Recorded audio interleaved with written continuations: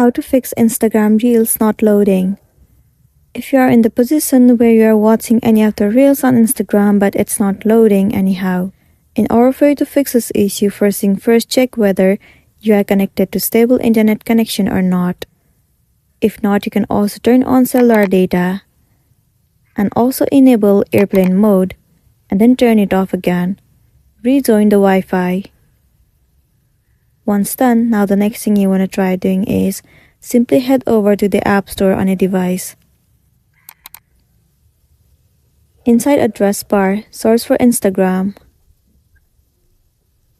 Click on this app right here. If you see the option of update, then simply click on update and update the app. Once you've got the updated version, now the next thing you want to do is move into the settings of a device. Head over to general and then move into iPhone storage. Scroll down and head over to Instagram. Tap on Offload App and once again click on Offload App. It will clear the cache and the storage of the application.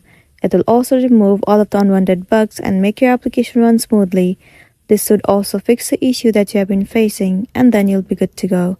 So that's the end of the video. If this video helped you, give it a like and check out our next tutorial. Thank you.